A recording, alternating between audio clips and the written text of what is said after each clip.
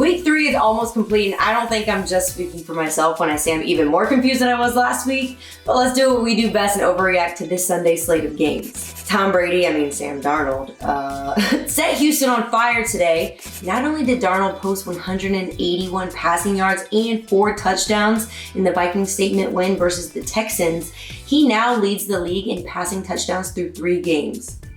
Wild.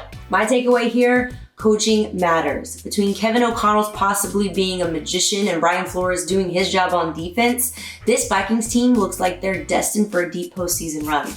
I know it's early, but Sam Darnold is officially on my ballot for MVP, and I say this with confidence. The Vikings are the best team in football right now. The Ravens finally got their first win of the season in Jerry World, and Lamar looked like the 2-time MVP quarterback he is. This game was what we all envisioned when Baltimore decided to sign Derrick Henry to pair him with Lamar Jackson, and I think it's safe to say that their offensive identity has officially been found.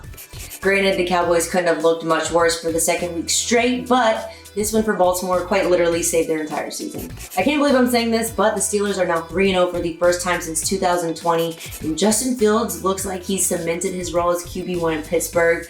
Sorry, Russ. After scoring just 1 touchdown across the first 2 games, it seems like Fields and co. have finally found their footing. Now yes, Pittsburgh's defense has played a huge role in their 3-0 start, allowing 10 or fewer points in each game. And yes, they played 3 teams who failed to make the postseason last year, but regardless, Fields has been a huge step in the right direction. So to me, the Steelers owe it to him to let him hold down the starting gig and see where it can take them. Well, I guess it was inevitable that the Saints finally fell back to earth. After scoring 47 and 44 points in the first 2 weeks respectively, the Eagles limited New Orleans to just 1 touchdown in week 3.